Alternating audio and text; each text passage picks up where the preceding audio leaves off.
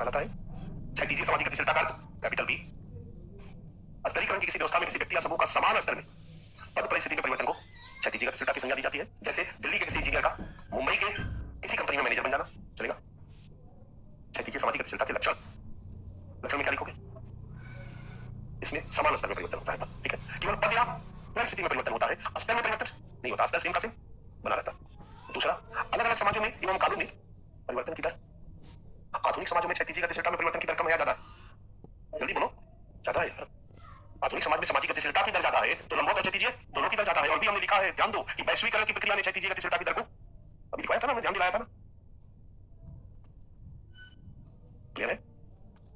अलग अलग समाजों और कालों में परिवर्तन की दर अलग अलग होती है। तीसरा, पूर्णतः समस्तरीय परिवर्तन संभव नहीं है। हमने कहा कि क्षैतिजीय गतिशीलता में एक ही स्तर में परिवर्तन होता, स्तर परिवर्तन नहीं होता। फिर ऊपर वाली लाइन का नीचे वाला काउंटर है कि पूर्णतः अगर एक दिल्ली वाला इंजीनियर बॉम्बे में जाकर मैनेजर बनेगा तो 1000-2000 रुपया तो उसका 5000 तो बढ़ेगा, 10,000 तो बढ़ेगा, तो थोड़ा तो हुआ ना जी। तो थोड़ा स्तर परिवर्तन तो होगा ही होगा, लेकिन पूरी तरह से जो स्तर होता है उच्च वर्ग, मध्यम वर्ग, निम्न वर्ग, वो परिवर्तन नहीं हुआ। पहला पॉइंट और तीसरे पॉइंट में क्या अंतर है ये समझ में आया या नहीं आया? आ गया? क्योंकि भाई स्तर बनाने लगोगे तो अरबपति जो 100 रुपया कम वाला है, फिर 100 रुपया कम वाला, फिर 100 रुपया कम वाला, 100 रुपया कम वाला, तो हजारों लाखों अरबों बन जाएगा। मोटा मोटी तीन लिया, उच्च वर्ग, मध्यम वर्ग, निम्न वर्ग।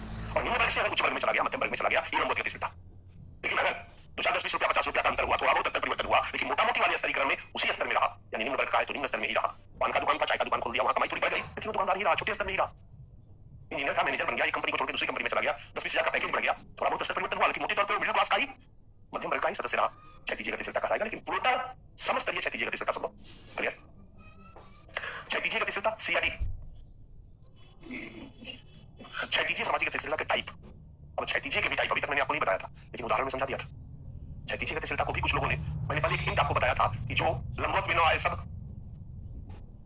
क्लियर है? तो क्षैतिजीय गतिशीलता के प्रकार में देख लो। पेशागत परिवर्तन, अगर कोई व्यवसाय बदलते हो तो क्षैतिजीय गतिशीलता, स्तर परिवर्तन नहीं हो रहा, बट व्यवसाय परिवर्तन हो रहा। सभी व्यवसाय परिवर्तन या पेशा परिवर्तन को हम क्षैतिजीय गतिशीलता कहेंगे।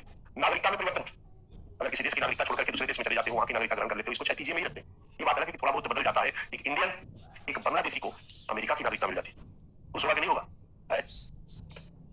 थोड़ा बहुत हुआ, बट जनरली विद्वानों ने इस पर जब बहस किया तो उसने कहा कि नागरिकता परिवर्तन भी।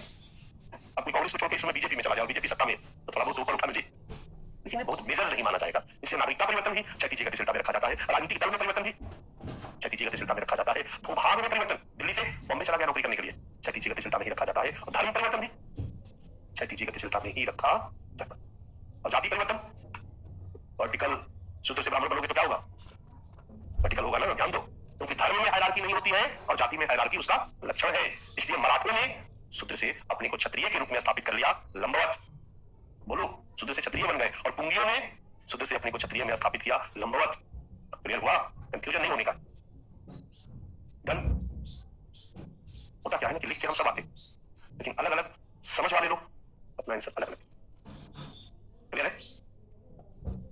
क्षैतिजीय सामाजिक गतिशीलता के सामाजिक परिणाम ज्यादातर लाभकारी है, तभी विद्यमान है। सकारात्मक परिणाम इसमें ज्यादा नहीं निकल के आएगा। सकारात्मक परिणाम, सही व्यक्ति को सही कार्य मिलने की संभावना बढ़ती है। बढ़ती है नहीं बढ़ती है? क्योंकि जब तक गतिशीलता नहीं होगी, मौका नहीं मिलेगा, तब तक योग्य व्यक्तियों को वहां जाने का अवसर नहीं मिलेगा।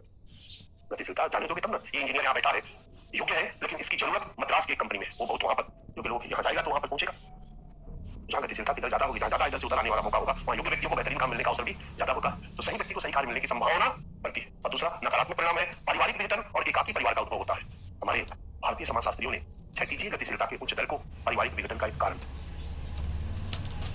कई विद्वानों ने कहा है कि हमारा ज्वाइंट फैमिली सिस्टम क्षैतिजीय गतिशीलता के मार्ग में बाधक रहा है। ये बच्चा बन गया इंजीनियर, चेन्नई में वैकेंसी आई, नौकरी करने जाने लगा। घर में कितने लोग हैं? 50 लोग, 3 भाई दादाजी हैं, सबके 3-3, 4-4 लड़के हैं, तो 12-14 पापा लोग हैं। बड़का पापा, छुटका से थोड़ा छुटका पापा, मझला पापा, उच्च मझला पापा, कई पापा। सबकी पत्नियां हैं, बड़ी अम्मी, छोटी अम्मी, मध्यली अम्मी, अलग अलग नाम से लोग, कई बहनें, कई भाई। संयुक्त परिवार व्यवस्था है, परिवार का एक मुखिया है, बड़े वाले दादाजी। दादाजी बोले कहां जा रहे हो? हम लोग मर गए हैं, यहाँ तुमको भोजन की दिक्कत है, अब चेन्नई जाओगे, सबको ट्रक पर लोड करके तो ले नहीं जा सकता। डिसीजन लेता है नहीं जाएंगे। और ज्वाइंट फैमिली सिस्टम की खासियत है कि खाना पीना का चिंता उसमें नहीं रहता। संयुक्त परिवार व्यवस्था हमारे यहाँ ऐसी व्यवस्था थी जहां व्यक्तियों को खाना पीना की चिंता परिवार में नहीं रहती थी। आया बैठा खाया, जाके ताश खेल रहा, उनकी ज्वाइंट प्रॉपर्टी होती थी, परिवार का एक मुखिया होता था, सारा बोझ वो अपने ऊपर लेकर आता था, और जितने परिवार के सदस्य होते थे उनको निर्देश देता था, वो काम करते थे। पूरी जिम्मेदारी उसकी होती थी, सबका भोजन का जुगाड़ होता था। इसलिए हमारे भारत में उच्च जनसंख्या वृद्धि के लिए भी इसको कारण मान लिया गया, क्योंकि कुछ कमाता नहीं, आराम से ताश खेलता है, खाना मिल जाता है, जॉइंट फैमिली का सदस्य है, शादी भी हो गया, शादी भी हो गया, बच्चा पैदा भी हो गया, पूछो कि कितने बच्चे हैं, याद नहीं है, बोलेगा एक पिंटू है जो चाची के पास रहता है, एक रिंटू है जो बड़ी चाची के पास रहता है, और एक पप्पू है मेरा बेटा जो कि भाई के पास रहता है, और एक मुन्ना है मेरा बेटा। याद करना पड़ेगा इसके कितने बच्चे, क्योंकि खाने का चिंता नहीं है, खर्च चलाने का चिंता नहीं है, रहने का चिंता नहीं है, बच्चा पैदा होता गया, 1 2 3 4 5 शहर में रहने वाले न्यूक्लियर फैमिली को एक बच्चा पैदा करने के पहले सोचना पड़ता है। अपोलो में पैदा कराएंगे तो 2.5 लाख रुपया लगेगा, तीर्थराम में पैदा कराएंगे तो 1.5 लाख रुपया लगेगा, अगर किसी लोकल सरकारी हॉस्पिटल में कराएंगे तभी 20-25-30 हजार लगेगा ही लगेगा। कितना पैसा अभी हमारे पास है अकाउंट में, है कि नहीं है, फिर बहाना पड़ेगा, उसका अभी डिसीजन लिया, अभी थोड़ा देर बच्चा पैदा नहीं करते हैं, थोड़ा पैसा वैसा कमा लेते हैं, तब बच्चा पैदा करते हैं। एकाकी परिवार जनसंख्या वृद्धि में सहायक नहीं होता, जनसंख्या नियंत्रण में सहायक होता है, और संयुक्त परिवार व्यवस्था भारत में उच्च जन्म दर या जनसंख्या वृद्धि में सहायक रहा है। समझ में आया या नहीं आया? उसी कंटेस्ट में ये एक दिया गया है, पारिवारिक विघटन और एकाकी परिवार का उद्भव। क्योंकि जब स्थानीय गतिशीलता बढ़ी और ये चला गया चेन्नई, तो फिर क्या हुआ? चेन्नई गया होगा तो क्या हुआ होगा? अकेले गया होगा, एक कमरा लिया होगा, नौकरी करना शुरू किया होगा, गांव से एक चिट्ठी गई होगी इसकी पत्नी की, आपके बिना मन सुना सुना लगता है, पत्नी को बुला लिया होगा, चिंटू पिंटू आ गए होंगे, शहर का खर्चा बढ़ेगा, अब फिर शहर में अकेले पति पत्नी के साथ रहने लगा, अब फिर हुआ होगा कि थोड़ा गांव का भी हिस्सा ले। पत्नी ने कहा सब वही लोग देश के लिए रख रहे हैं, आप भी अपना मंगाइए अपना हिस्सा, यहीं से विवाद, यहीं से बंटवारा, यहीं से परिवार का विघटन, जॉइंट फैमिली सिस्टम का विघटन। कंसेप्ट समझ में आ गया? इस तरीके से उच्च स्थानीय गतिशीलता की तरह या क्षैतिज गतिशीलता की तरह हमारे भारत में पारिवारिक विघटन को भी संभव बनाया है। पार्सन्स ने भी अमेरिकी समाज में इस तरह के परिणामों की चर्चा की है। पारिवारिक विघटन और एकाकी परिवार का, शहर में चला गया तो कौन वाला परिवार हो गया, संयुक्त या एकाकी? एकाकी परिवार के उद्भव में सहायक। चलेगा? निष्कर्ष, आधुनिक औद्योगिक समाजों में योग्यता के महत्व में वृद्धि हुई है और यातायात के साधनों के विकास के साथ क्षैतिजीय गतिशीलता की दर में वृद्धि हुई है। अग्री हो? ये लाइन से सहमत हो? आधुनिक औद्योगिक समाज में योग्यता का महत्व बढ़ा या घटा है? योग्यता का महत्व बढ़ा है तो व्यक्ति को अपनी स्थिति को ऊपर उठाने का अवसर बढ़ा या घटा है? बढ़ा है। योग्यता के महत्व में वृद्धि हुई है। यातायात के साधनों के विकास के साथ इधर से उधर जाने की संभावना बढ़ी है या घटी है? क्षैतिजीय गतिशीलता की दर में वृद्धि हुई है। योग्यता के बल पर लोग इधर उधर नौकरी करना शुरू कर दिए हैं।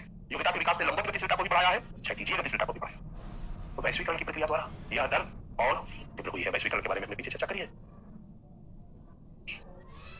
एक टॉपिक और खत्म हो गया, लेकिन थोड़ा सा लिखते हो तो मजा आता है, लगता है कि पैसा वसूल हुआ।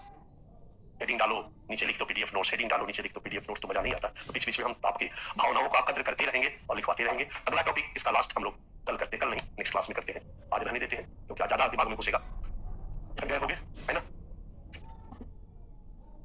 ऑनलाइन के बच्चे, आज आपका क्लास थोड़ा सा बोरिंग रहा होगा क्योंकि लिखने का अवसर नहीं मिला, और हमारे बच्चे लिखते हैं और जब 2-4-5 कॉपी भर जाती है तो लगता है कि जो फीस दी है वो अब जाकर वसूल हो। लेकिन मैं बार बार कहता हूं कि दिमाग में बैठाओ, सिलेबस मत पूरा करो, मैक्सिमम पढ़ लो, और पढ़ने पर अब बताओ कि याद रखो या नहीं रखो। अगर क्वेश्चन आ गया ना यूपीएससी का मंत्र सुन लो। यूपीएससी का मंत्र है बच्चा कि 10 नंबर के प्रश्न में ऑप्शनल में मैक्सिमम आएगा तो आपका 6 आएगा, 6, 6.5, 60%, 65% आया ना, और खराब से खराब आएगा तो 4 आएगा। डिफरेंस कितना रहा? 2 का आया ना। 20 प्रश्नों में 20 नंबर के प्रश्न में 12 नंबर आएगा, नहीं तो 8 नंबर आएगा। 18 नहीं आ सकता, 12 नहीं तो 8, 12 नहीं तो 9, 3 या 4 नंबर का डिफरेंस रहा। अब बताओ, पेपर देने बैठे 19 क्वेश्चन है, राइट? 10-12 क्वेश्चन बढ़िया से आता और 6 आता ही नहीं। ध्यान से मेरी बातों को सुनो, 12 आता है और 7 नहीं आता, बिल्कुल नहीं आता, ऊपर ऊपर जा रहा, देखे ही नहीं हो, क्वेश्चन छूटेगा या नहीं छूटेगा? छूटेगा तो 7 क्वेश्चन पे कितने का नुकसान होगा? 7 क्वेश्चन पे कितने का नुकसान होगा? औसतन 20 मान लो, 15 मान लो, तो 20 नंबर में तुमको 12 नंबर आ रहा था, 10 नंबर 16-17 मान लो, कुछ 10 नंबर के भी सवाल होते हैं। अगर 10 नंबर का नुकसान हुआ 7 क्वेश्चन पे बच्चा, तो टोटल नुकसान कितना हुआ? 70 नंबर तुम्हारा माइनस हो गया। 7 क्वेश्चन नहीं लिखे मतलब लगभग 150 नंबर, 120 नंबर का क्वेश्चन नहीं लिखे, बट आता तुमको 70 नंबर का नुकसान हो गया। इसकी भरपाई नहीं हो सकती। लेकिन अगर सिलेबस में तुम्हारे 300 टॉपिक है, अब 300 टॉपिक पढ़ के गए हो और सिलेबस के टॉपिक से थोड़ा दाएं बाएं घूम करके पूछ दिया तो क्वेश्चन छूट जाएगा, ऊपर ऊपर जाएगा। लेकिन सिलेबस के दाएं बाएं, ऊपर नीचे, आगे पीछे 300 की जगह तुम 1000 टॉपिक अगर पढ़कर चले जाते हो, पढ़कर चले जाते हो, तो प्रश्न नहीं छूटेगा। 19 प्रश्न में से 12 प्रश्न बढ़िया से लिखोगे और 7 प्रश्न थोड़ा खराब लिखोगे, सो लिखोगे, पढ़े हो, याद है, दिमाग में बैठा हुआ है, कलम नहीं रुकेगी। सोशियोलॉजी के छात्र हो, कुछ ना कुछ लिखकर आओगे, सो लिखोगे, सो लिखोगे तो कितना आएगा? 4 नंबर, 5 नंबर, 12 नंबर का प्रश्न है तो 8 नंबर, 9 नंबर, मतलब 20 नंबर का है तो 8 नंबर, 9 नंबर। ऐसे नुकसान हुआ 70 का, आना चाहिए था 70, अगर अच्छा तैयार होता तो आया 50। नुकसान कितने का हुआ? 20 नंबर का। ये 20 नंबर दूसरी जगह भरपाई हो सकती है, पेपर 2 में भरपाई हो सकती है, कहीं और भरपाई हो सकती है, जीएस में थोड़ा सा बढ़ गया तो मैनेज हो सकता है, लेकिन 70 नंबर की भरपाई नहीं हो सकती है। यूपीएससी पास करने का मूल मंत्र है कि क्वेश्चन आपका नहीं छूटने पाए, हर क्वेश्चन आपका पढ़ा हुआ है, अच्छा से पढ़ा हुआ हो या साधारण पढ़ा हुआ। इसलिए इसकी स्ट्रेटेजी है कि मैक्सिमम सिलेबस को बढ़ाकर पढ़ो, इतना ज्यादा पढ़ा दो, थोड़ा अच्छा से पढ़ो, कोई टॉपिक को एकदम पूरी ताकत लगा करके पढ़ो, पेरिफेरी के टॉपिक पर भी पढ़ते चलो, लिखते चलो, रीडिंग डालते चलो, लिखते चलो, ऐसे ही तैयारी होती है बच्चा। प्रश्न जब सामने आए तो 19 प्रश्न लिखने की क्षमता तुम्हारे अंदर हो, तुम्हारे को आया हुआ प्रश्न हो, और ऑप्शन में तो फंसा देता है। ऑप्शन में क्वेश्चन नंबर 1 और क्वेश्चन नंबर 5 कंपल्सरी है, और 5 क्वेश्चन है तो 5 आपको लिखना होगा, एक भी अगर नहीं आता है तो यार। इसके बाद जो क्वेश्चन होते हैं सब में 3-3 होता है, अगर 2 नंबर को अटेम्प्ट करते हो तो एबीसी तीनों को अटेम्प्ट करना होगा, क्वेश्चन में ए बी आता है और सी नहीं आता, और 3 नंबर का बी सी आता है, ए नहीं आता। ऐसा नहीं कर सकते हो कि 2 नंबर में से ए बी लिख दो और 3 नंबर में से एक लिख दो, 3 पूरा कर दो। नो, अगर 2 नंबर को अटेम्प्ट करोगे तो 3 लिखना होगा, 3 नंबर को अटेम्प्ट करोगे तो 3 लिखना होगा। इस प्रॉब्लम का सॉल्यूशन क्या है? इस प्रॉब्लम का सॉल्यूशन है कि तुम्हारे आंख के सामने मैक्सिमम टॉपिक आए। यही कारण है कि मैं चाहता हूं कि जितने भी टॉपिक है मैक्सिमम तुम्हारी आंखों के सामने दिखे। मैंने तुमसे 8 महीना मांगा, अगर तो तुम 4 घंटा पढ़ रहे हो, बेस मजबूत रगड़ दो बच्चा।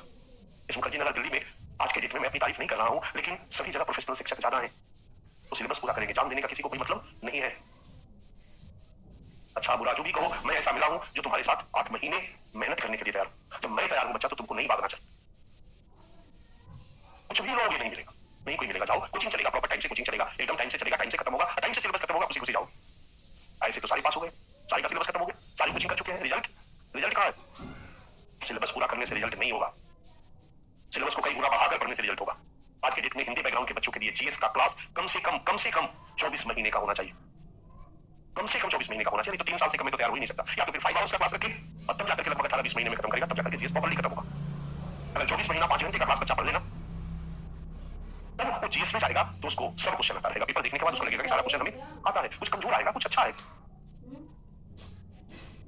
जो रोगी को भावे वही बैठ बतावे। बच्चे भी आ गए हैं चलते फिरते, चलो आइए ऐसी तैयारी कर लेते हैं। एक तो हम लोगों का बैकग्राउंड मध्यम वर्गीय रहा है बच्चा, जिसके कारण हमें सरकारी स्कूल में पढ़ना पड़ा, हिंदी माध्यम में पढ़ना पड़ा। दोष हमारा तो नहीं है कि हम क्यों मध्यम वर्गीय परिवार में पैदा लिए, दोष हमारा तो नहीं है कि हमको क्यों नहीं स्कूल में अच्छा से पढ़ाया गया है, तो हमारे स्कूल सिस्टम का दोष है। बट हम तो उसके साथ हैं, अब उसमें हम जुड़े हैं, चाहे जिस कारण से भी जुड़े। हम कमजोर रहे, 10th में हमारा 99% नहीं आया, 12th में हमारा 99% नहीं आया। आपको पता है कि लास्ट टाइम दिल्ली के 7 कॉलेज में कट ऑफ गया था 100%।